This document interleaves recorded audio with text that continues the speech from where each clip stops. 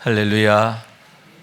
오늘도 말씀을 들을 때 들려지고 깨달아지고 믿어지고, 그러므로 그 말씀이 능력이 되고 축복이 되는 은혜를 경험하는 우리 모두가 될 수 있기를 주님 이름으로 축원합니다. 세계에서 가장 가난한 나라가 어디일까 한다면 아프리카 동부에 있는 에티오피아를 꼽을 수 있지 않을까 하는데, 인근에 있는 소말리아와 함께 대다수의 국민들이 기아에 허덕이고 있음을 보게 되는 겁니다. 그러나 본래 그 나라는 그렇게 가난한 나라가 아닌데, 계속되는 내전과 또 그 나라는 농업을 주로 하고 있는데, 거듭되는 기근으로 인하여 온 나라가 황폐화되어 있기 때문이지요. 한때는 아프리카 대륙의 맹주인 이집트와 자웅을 겨룰 만큼 강한 나라였는데 이제 그렇게 됐다, 그러한 얘기인 거죠. 그 나라가 역사에 알려진 것은 아마도 솔로몬 왕과 시바 여왕의 러브 스토리 때문이 아닐까 하는데, 그 시바 여왕이 바로 에티오피아 여왕이죠. 그때는 구수라고도 이렇게 불려졌는데, 그 시기만 해도 홍해 건너 예멘 지역까지 장악하고 지배할 정도로 대단한 강국을 이루던 그런 시기였음을 보게 되는 겁니다. 현재에도 그 나라의 크기는 우리나라 6배예요. 세계에서 27번째로 땅이 큰 그런 나라예요. 청나일강의 발원지이기도 하고, 전 국토의 8분의 1이 산림이고 10분의 1이 경작지로 쓸 수 있는 그런 곳입니다. 인구수도 1억 2천만에 육박하고 있어요. 그런데 특징적인 것은 전 국민의 45% 가까이가 15세 이하라고 하는 거예요. 아주 젊은 나라예요. 가능성이 무궁무진한 나라다, 이렇게 말할 수 있는 겁니다. 그런데 그 나라의 경우 매우 중요한 특징이 하나 있는데 종교입니다. 그 나라만이 유일하게 에티오피아 종교회가 있고, 거기에 소속되어 있는 성도들의 수가 전 인구의 43.5%에 해당한다고 하는 거예요. 전 인구의 43.5%, 5천만 가까이 된다라고 하는 얘기입니다. 그에 비해서 개신교도의 수는 18.6%, 로마 카톨릭은 0.7%, 이슬람교도 수는 33.9%인데, 그 나라만이 갖고 있는 아프리카의 많은 나라들 중에서 유독 에티오피아만 갖고 있는 가장 중요한 특징이다라고 하는 사실인 거예요. 왜냐하면 주변국의 경우는 대부분 로마 카톨릭이나 개신교 또는 이슬람이 주를 이루고 있는데, 우간다의 경우에는 로마 카톨릭이 3분의 1, 개신교가 3분의 1, 그래서 3분의 2가 기독교인. 케냐, 그 아래쪽에 있는 케냐의 경우는 개신교가 45%, 카톨릭이 33%, 도합 78%. 에티오피아 좌우의 국경을 마주하고 있는 나라가 수단 그리고 소말리아인데, 그 나라의 경우는 국교가 이슬람이에요. 그런데 유독 에티오피아만이 자체 정교회가 있고 그 수가 국민 절반에 이르고 있다라고 하는 사실인데, 매우 기이하고도 특별하고도 놀라운 일이 아닌가 하는 얘기인 겁니다. 그러면 그 정교회가 과연 무엇인가 하는데, 로마 카톨릭은 물론이고 동방 정교회와도 그 신앙 전통이 완전히 다릅니다. 그들만의 고유한 전통을 갖고 있다라고 하는 사실인데, 지난 2000년 동안 그 명맥을 이어왔고 그 뿌리가 매우 깊고 단단함을 보게 되는 겁니다. 여러분, 아프리카의 역사가 무엇입니까? 눈물의 역사, 불행의 역사가 아닙니까? 오랜 세월 동안 이슬람과 유럽 열강들에 의해서 수탈을 당하고 지배를 당하게 되었던 굴욕의 역사가 아닙니까? 그 결과 중에 하나가 바로 그들의 종교이고 다른 하나가 커피 농장인데, 왜 에티오피아 주변의 모든 나라들이 그처럼 로마 가톨릭이나 개신교나 이슬람이 주를 이루게 되었고, 왜 케냐 커피와 함께 에티오피아 커피가 그렇게 유명하게 됐느냐? 그 이유가 바로 거기 있음을 보게 되는데, 그런 불행의 역사를 나타나고 있다라고 하는 얘기인 거예요. 그럼에도 여러분, 에티오피아는 꿋꿋하게 자신들만의 고유한 신앙 전통을 지켜왔다라고 하는 사실인데, 여러분, 얼마나 모진 핍박이 있었을까요? 자기의 신앙을 지키기 위해서 얼마나 많은 사람들이 자기의 생명을 내어주어야 했을까요? 그러니만큼 그 신앙 전통이 결코 예사롭지 않음을 보게 되는데, 그 무엇으로도 뽑을 수 없는, 그 무엇으로도 막을 수 없는 그들의 믿음이었고, 참으로 기이하다, 참으로 놀랍다, 이렇게 말할 수 있는 겁니다. 그러면 그러한 위대한 신앙이 과연 누구로부터 어떻게 시작되었는가 하는데, 그 대답의 힌트를 오늘의 말씀에서 보게 되는 겁니다. 다시 말해서 빌립의 전도와 그로 인한 한 사람의 회심인데, 26절의 말씀이에요. 주의 사자가 빌립에게 말하여 이르되 일어나서 남쪽으로 향하여 예루살렘에서 가사로 내려가는 길까지 가라 하니 그 길은 광야라. 주의 사자가 빌립을 향하여 명하십니다. 일어나 남쪽으로 내려가라. 가사로 가는 길까지 가라. 거기는 광야다. 이렇게 말씀하셨고, 이에 빌립이 즉각적으로 순종하게 되었다라고 하는 얘기입니다. 그랬을 때 여러분, 거기서 놀라운 하나님의 예비하심을 만나게 되는데, 27절과 28절의 말씀인 거예요. 일어나 가서 보니 에티오피아 사람 곧 에티오피아 여왕 간다게의 모든 국고를 맡은 관리인 내시가 예배하러 예루살렘에 왔다가 돌아가는데 수레를 타고 선지자 이사야의 글을 읽더라. 에티오피아 여왕 간다게의 모든 국고를 맡은 관리인 내시가 바로 거기 있었어요. 그를 만나게 하신 거예요. 그로 인하여 강권적으로 그에게 복음을 전하게 하셨는데, 여러분, 그로 인하여 놀라운 하나님 나라의 일이 펼쳐지게 되었음을 보게 되는 거죠. 그런데 여러분, 그런 놀라운 일의 시작이 그처럼 빌립의 전적인 순종에서부터 시작되었음을 보게 되는데, 실상은 그게 쉽지 않은 일임을 보게 되는 거예요. 왜냐하면 그때 빌립은 사마리아에서 사역 중이었고, 그 사역이 대성공이었기 때문인데, 많은 사람에게 붙었던 더러운 귀신들이 크게 소리를 지르며 나가고, 또 많은 중풍병자와 못 걷는 사람이 나으니 그 성에 큰 기쁨이 있더라. 온 성이 뒤집히는 역사가 일어난 겁니다. 온갖 우한들로 가득 차 있던 성읍이 큰 기쁨의 성읍으로 거듭나게 되었다라고 하는 너무나 엄청난 사실인 거예요. 그러니만큼 여러분, 그곳에서의 그의 위상이 과연 어떠했을까 하는데, 얼마나 사랑을 받고 추앙을 받았을까 하는 겁니다.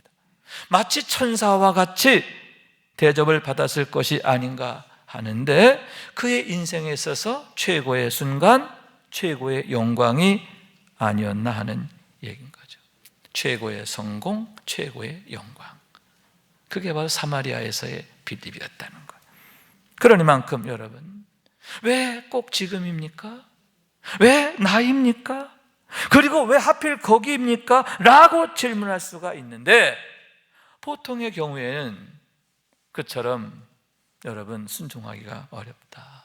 그와 같은 성공, 그와 같은 영광 쉽게 내려놓기가 어렵기 때문이다라고 하는 얘기입니다. 더구나 여러분, 사마리아에서부터 가사까지의 길은 무려 70km의 먼 길이에요. 70km예요. 그리고 길도 험한 데다가 거기는 광야인 겁니다. 사람 하나 만날 수 없는 그런 곳이에요. 사람의 생각으로는 도저히 주의 사자의 그 명령이 이해가 되지 않을 그런 일이었기 때문이라고 하는 거죠.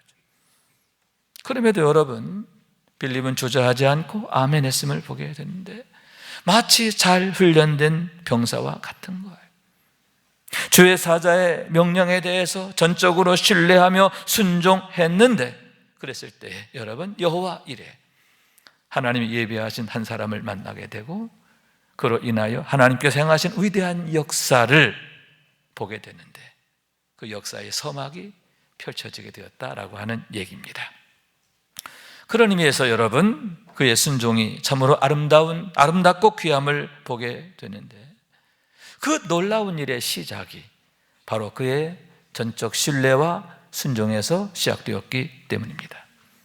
그로 인하여 한 사람이 복음을 듣게 되었고 구원을 받게 되는데, 또한 그 한 사람으로 인하여 얼마나 많은 사람들이 복음을 듣게 되고 구원을 받게 되었을까 하는데 너무 놀라운 일이 있죠.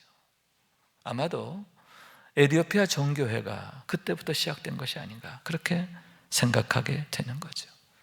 그 엄청난 결과가, 그 엄청난 신앙의 뿌리가 바로 거기에서부터 시작되었고, 그런 역사가 지금까지 2000년 동안 이어져 오게 되었다라고 하는 너무나 놀라운 얘기인 겁니다. 그러므로 여러분, 그와 같이 우리도 순종하는 삶이 되기를 원하는데, 전적으로 신뢰하고 순종하는 삶이 되기를 원합니다. 그러므로 인해 하나님께서 우리를 통해서 일하시는 것을 보고 경험하게 되기를 원하는데, 그와 같은 축복과 영광의 주인공이 되는 우리 모두가 될 수 있기를 주님의 이름으로 축원합니다.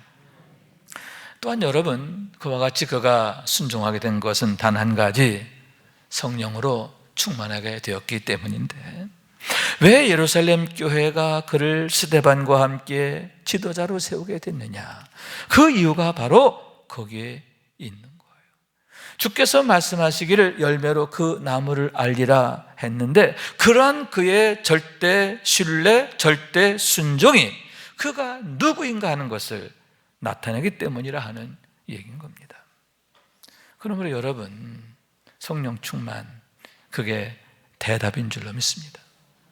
성령의 충만은 모든 것의 시작이고 우선이 되어야 한다, 그러한 얘기인 거예요. 왜냐하면 하나님께서는 바로 그런 자들을 통해서 일하시기 때문인데, 교회가 참 교회가 되게 하시고 우리의 가정과 일터가 하나님이 일하시는 현장이 되게 하시는 줄로 믿습니다. 우리 교회의 부흥도 바로 그러한 한 사람 한 사람을 통해서 하나님께서 이루어 주실 것을 저는 믿는 겁니다. 그렇기 때문에 우리가 그 한 사람 되기를 원하는데, 하나님께서 마음껏 일하시는 삶이 되기를 원합니다. 그로 인해서 가장 아름다운 삶, 가치 있는 삶, 복된 삶, 빛나는 삶이 되기를 원하는데, 그 축복과 영광의 주인공이 되기를 원하는 겁니다. 그러면 여러분, 왜 하필 그 관리인 넷이었을까 하는데, 왜 주의 사자가 굳이 그 한 사람을 위해서 빌립을 그 먼 곳에까지 가게 하셨는가 하는 얘기인 겁니다. 다시 말씀드리지만 무려 70km의 먼 길이고 광야예요. 길이 험합니다. 그럼에도 왜 그와 같은 수고를 하게 하셨는가, 어떤 이유인가 하는 얘기인 겁니다.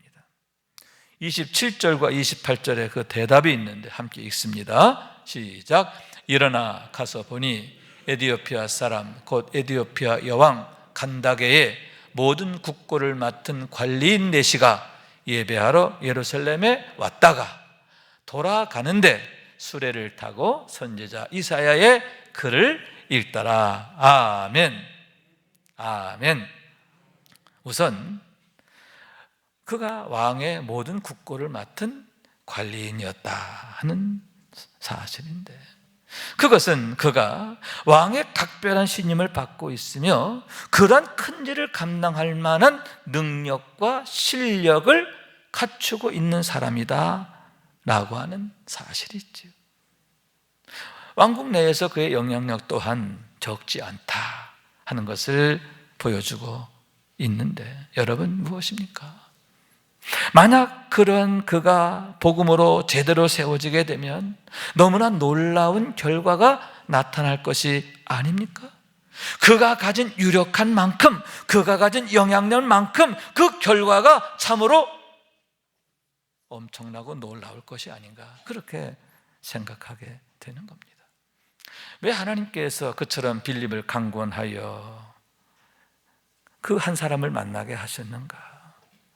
거기에 하나님 마음이 나타나 있는데 에디오피아 영혼들을 구원하시기 위한 그 나라에 주의 복음이 전해지기를 너무나 간절히 원하시는 하나님의 마음이 바로 거기에 나타나 있음을 보게 되는 거예요.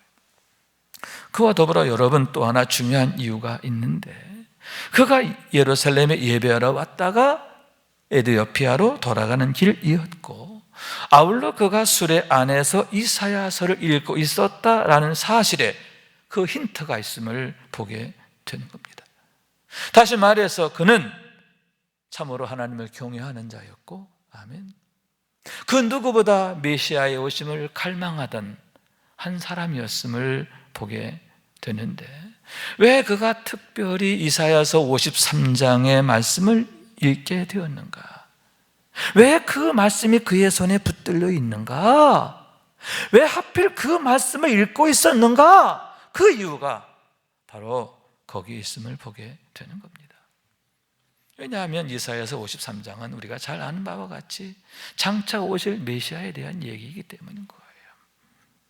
그렇기 때문에 위에 두 가지의 이유들은 그가 누구인가 하는 것을 나타내는데, 한마디로 말해서 에디오피아를 구원하시기 위해 잘 준비된 한 사람이었다라고 하는 사실. 따로 잘 준비된 한 사람, 최고의 한 사람. 아멘. 하나님께서 에디오피아 영혼들을 위해 찾으시던 사람. 아멘. 에디오피아 영혼들을 구원하시기 위해서 마치 예리하게 잘 벼려진 그런 칼과 같은 한 사람이었음을 보게 된다라고 하는 얘기인 거예요. 그러므로 여러분, 그가 자청하여 세례를 받고 주님의 손에 꽉 붙잡힌 인생이 되었을 때 과연 어떻게 되는 겁니까?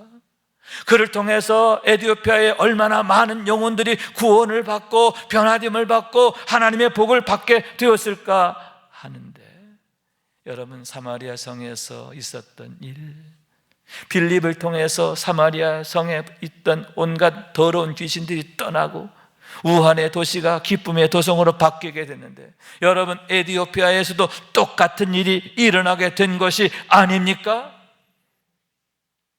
에디오피아에 큰 기쁨이 있게 되었다는 거죠. 오늘 말씀 보면 그가 기쁨으로 돌아갔다 이렇게 말해요. 하나님께서 이 한 사람을 통해 장차 에디오피아에 나타나실 그 놀라운 영광을 암시하고 있음을 보게 되는 거예요. 그로 인하여 그의 삶이 얼마나 아름답고 선하고 빛나게 되었는가? 마치 북극성처럼 빛나는 인생이 되지 않았을까 생각하게 되는 겁니다.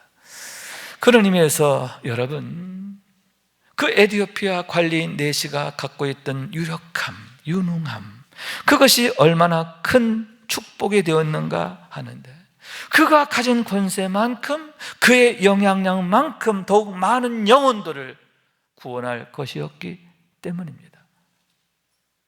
에디오피아 여왕은 물론이고 관리들까지도 복음을 듣고 구원받는 거예요. 여러분, 그가 가진 그 권세가 얼마나 대단합니까? 그를 통해서 온 에디오피아가 하나님의 은혜를 잊게 되지 않았을까?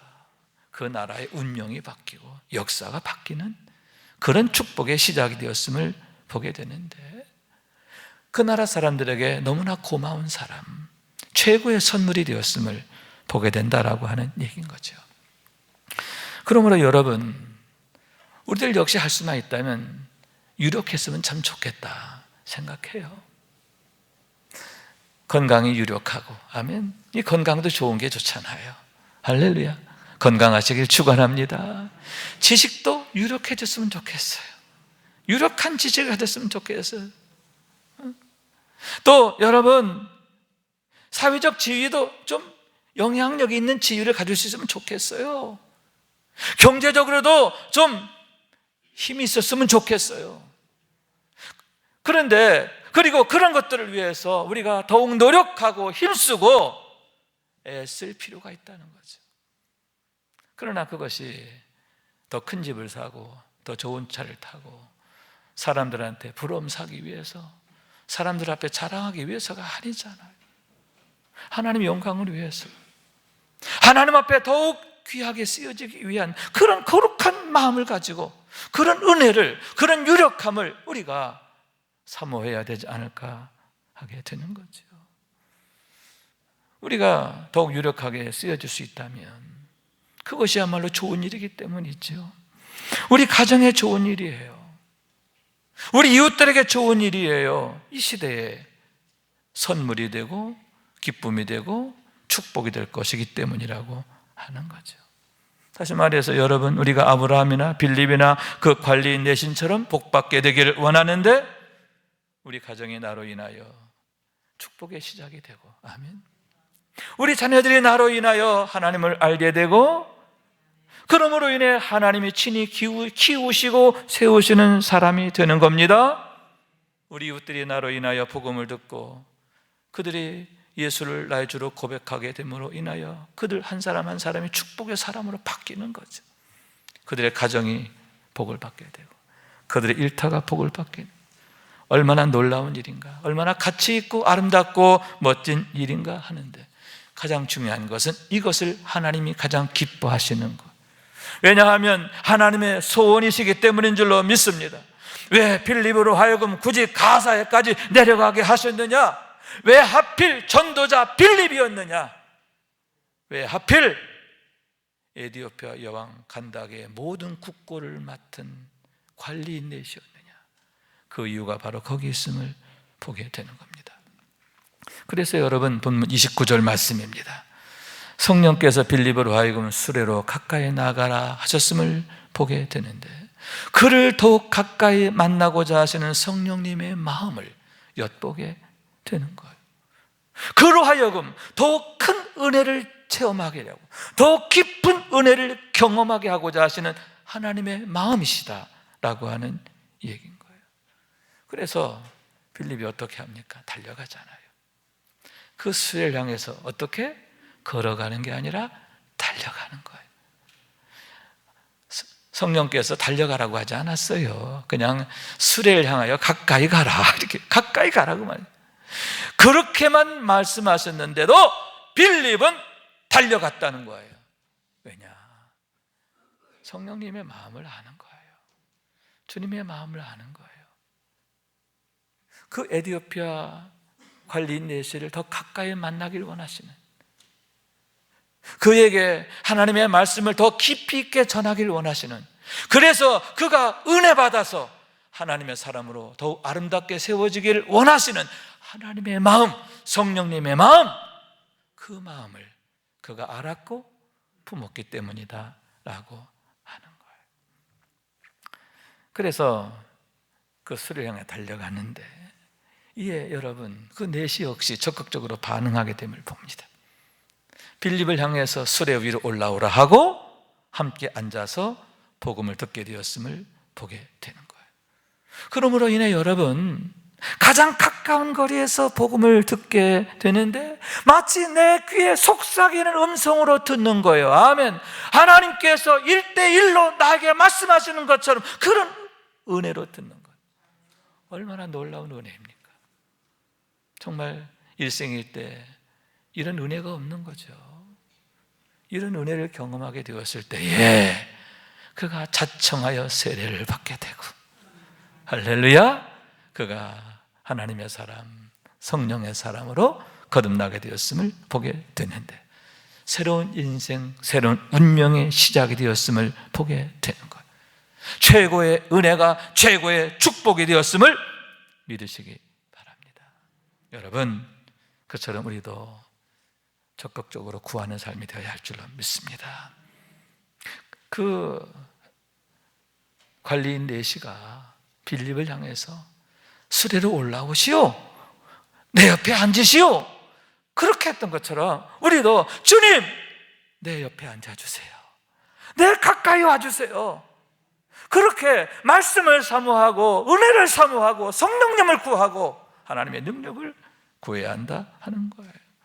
주님을 적극적으로 청하는 삶이 되어야 하는 거예요. 그래서 바울은 말합니다. 너희 안에 이 마음을 품어라. 곧 그리스도 예수의 마음이니. 예수님의 마음을 아는데 그치지 않고 그 마음을 내 안에 품어야 한다 하는 그러한 말씀인 거예요.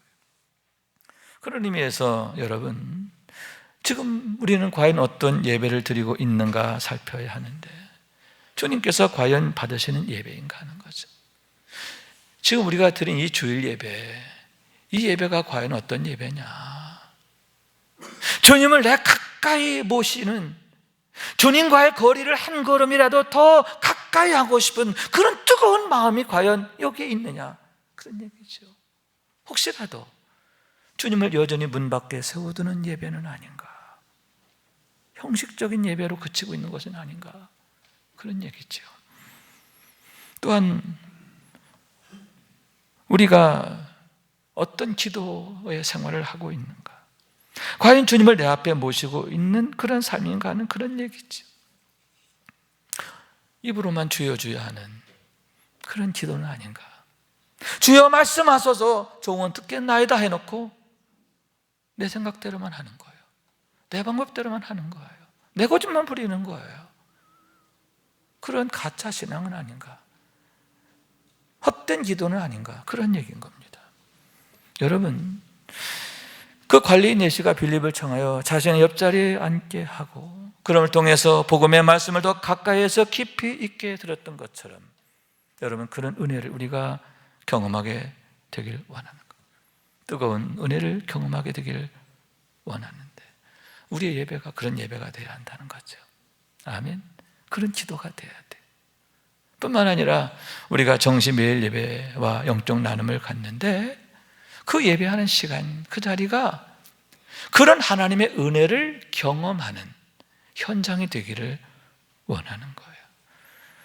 그러므로 여러분, 우리가 빌립의 마음으로 우리가 달려가는 신앙, 달려가는 삶이 되기를 원하는데, 여러분, 주님의 마음이 그 영혼을 구원하고 싶은 그 영혼에게, 그 에티오피아 사람, 그 관리인 내시에게 복음을 전해서 구원받게 하시려는, 그리고 그를 통해서 에티오피아의 그 영혼들을 구원하기를 원하시는 하나님의 마음, 하나님의 열심, 하나님의 소원, 하나님의 그 뜨거운 그 간절한 마음, 그 마음을 빌립이 알았던 거죠. 그 마음이 빌립의 마음이었던 거예요. 그래서 성령께서는 가까이 가라 했지만 그는 달려가는 사람이 되었습니다. 달려가는 사람, 달려가는 신앙, 달려가는 삶이 됐다. 우리 역시 그러한 신앙의 주인공, 그런 삶의 주인공 되기를 원하고, 그러므로 해서 우리를 통해서 우리의 삶의 현장에서 일하시는 하나님의 영광을 보게 되기를 원하는 거예요. 우리가 너무나 잘 아는 얘기인데 토마스 선교사님의 순교 얘기입니다. 1866년 9월 1일에 있었던 일인데, 대동강변에서 한 젊은이가 조선 병사들의 칼에 무참히 죽임을 당하게 된 사건입니다. 제너럴 셔먼호를 타고 이 땅에 한아름 가도 성경을 안고 찾아왔던 한 사람, 토마스 선교사가 순교당한 얘기인데, 그때 그의 나이가 27이었다고 하는 거죠. 너무나 안타깝고 황망한 죽음이 아닌가 하는 얘기입니다. 그런데 그때 그분은 칼에 찔려 죽어가면서도 웃으며 자기를 찌르는 조선 병사들에게 성경을 전했다라고 하는 사실인데, 그것이 놀라운 결과를 가져오게 되었다라고 하는 얘기입니다. 그때 그 성경을 받았던 사람 중에 하나가 박춘권이라는 분인데, 그가 이런 글을 남깁니다. 내가 서양 사람을 죽이는 중에 한 사람을 죽인 것은 내가 지금 생각할수록 이상한 감이 있다. 내가 그를 찌르려고 할 때에 그는 두 손을 마주 잡고 무삼말을 한 후에 붉은 배를 입힌 책을 가지고 웃으면서 나에게 받으라 권하였다. 그놈으로 내가 죽이기는 하였으나 이 책을 받지 않을 수가 없어서 받아왔노라.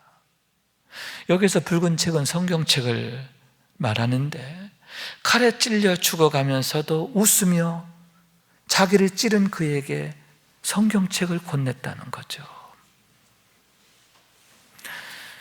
그런데 여러분, 그 성경책을 받은 그가 30년 후에 스스로 찾아가서 회개하고 세례를 받아요. 마페 선교사를 찾아가서 세례받고 후에는 안죽교회 장로님이 되어서 평생 교회를 섬기고 복음 전하는 삶을 살게 되는 겁니다. 왜냐하면 그때 받아둔 성경 버릴 수가 없었어요. 너무 인상적이었기 때문에 버릴 수가 없었어요. 그래서 집 한 곳에 이렇게 처박아 놓고 있었는데 어느 날 그 성경을 읽게 됩니다. 읽는 중에 자꾸 성경에 마음이 끌리는 거예요. 읽는 중에 믿음이 생겼습니다. 읽는 중에 자신의 죄를 깨닫게 되었고 회개하는 마음이 생겼어요. 그래서 참고 참다가 견디다 결국 30년째 됐을 때 마페 선교사를 찾아가서 자기의 죄를 회개하고 세례를 받고 거듭난 삶을 살게 되었는데, 그것이 그 한 사람의 순교로 인하여 되어진 결과라는 거죠. 그분만의 얘기가 아니죠. 그때 성경을 받았던 또 한 사람, 홍신길이라는 사람, 그는 회심하고 서각교회를 개척합니다. 최치량이라고 하는 분은 평양교회를 세워요. 다 그때 성경 받았던 사람들이에요. 그리고 그때 박영식이라고 하는 분은 여러분 잘 들은 얘기지만 성경책 찢어가지고 벽지로 썼다는 거 아니에요. 그런데 여러분, 그 집이 후에 교회가 돼요. 평양 최초의 교회 널다리꼴 교회가 됐다라고 하는 기적 같은 얘기. 성경책을 모독하기 위해서, 성경을 모욕하기 위해서 벽지로 썼는데 정작 그 집이 하나님의 교회, 예배하는 처소가 됐다라고 하는 얘기입니다. 그 한 사람을 통해 하나님이 이루신 놀라운 일이라고 하는데, 여러분, 이것이 바로 하나님의 일이다 하는 거예요. 오직 하나님만이 참 생명이 되시고 능력이시고 선하시기 때문입니다. 오직 예수 그리스도만이 우리의 유일한 소망이 되시는 이유가 바로 여기에 있다라고 하는 겁니다. 여러분, 주께서 말씀하시기를 하늘의 밀이 땅에 떨어져 죽지 아니하면 하늘 그대로 있고 죽으면 많은 열매를 맺느니라 하셨는데, 모든 밀이 다 그렇게 싹이 나고 자라서 열매를 맺는 게 아니잖아요. 땅에 떨어져 죽는다고 다 싹이 나는 게 아니라 반드시 그 안에 생명이 있어야 한다라고 하는 거. 그게 없으면 1000년 만년 지나도 싹이 안 나요. 영원한 멸망으로 끝나는 겁니다. 그러면 여러분, 우리는 과연 누구인가 하는데 어떤 한 사람인가 하는 얘기인 겁니다. 그런 의미에서 여러분, 영혼의 문제에 대해서만큼은 결코 실패해서는 안 돼요. 우리의 겉모습도 중요하지만 더 중요한 건 우리의 안이에요. 우리의 속사람이에요. 과연 우리 안에 예수 생명이 있느냐? 생명이 있느냐 하는 거예요. 생명이 있어야 되는 거예요. 반드시 이 생명의 문제에 대해서만큼은 실패해서도 안 되고 양보해서도 안 된다, 그런 얘기. 아멘. 항상 예수를 주로 고백하는 삶이 되어야 한다. 예수님을 내 앞에 모시고 사는 삶이 되어야 한다 하는 거예요. 그럴 때 생명이신 주님께서 나를 통해 역사하시는데 죽어도 그게 싹이 나요. 100배의 열매를 맺는 줄로 믿습니다. 하나님 나라의 역사가 나를 통해 나타나는 줄로 믿습니다. 그를 통해 내 가정이 살고, 아멘, 우리 교회가 살고 이 시대가 사는 거예요. 하나님께서 놀라운 영광을 나타내시는 거예요. 여러분, 우리가 그런 능력 안에 거하기를 원하는데 항상 우리 오른편에 계시며 도우시는 삶이 되기를 원합니다. 하나님의 사랑 안에, 기쁨 안에, 능력 안에 거하게 되기를 원합니다. 그로 인해서 그 빌립처럼, 그리고 또 빌립으로 인하여 거듭난 또 한 사람, 관리인 내 시처럼 최고의 은혜, 최고의 인생, 최고의 운명, 최고의 축복을 경험하고 누리는 우리 모두가 될 수 있기를 주님의 이름으로 축원합니다. 말씀 생각하면서 우리 기도한 마음으로 찬양합니다. 땅끝에서입니다. 주께서 주신 동산에 땀 흘리며 씨를 뿌리며 내 모든 삶을 드리며 날 사랑하시는 내 주님께 비바람 앞을 가리고 내 육체는 쇠잔해져도 내 모든 삶을 드리리 내 사모하는 내 주님께 땅 끝에서 주님을 맞으리 주께 드릴 열매 가득한 꽃 땅 끝에서 주님을 배우리 주께 드릴 노래 가득한 꽃 땅의 모든 끝 찬양하라 주님 오실 날 예비하라 땅의 모든 끝에서 주님을 찬양하라 영광의 주님 곧 오시리라.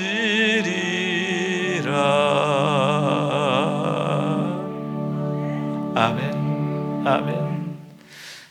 땅끝에서는 그날이 반드시 올 거예요. 그날은 분명합니다. 멀지 않았어요. 그러면 그때 우리는 과연 누구인가? 어떤 한 사람인가 하는 거죠. 한아름 가득 열매 안고 기쁨으로 주 앞에 달려나갈 수 있다면 얼마나 멋진 일인가? 얼마나 아름답고 복된 일인가? 우리 인생에 얼마나 가치 있는 일인가? 할렐루야! 그 축복의 주인공 되시기를 축원합니다.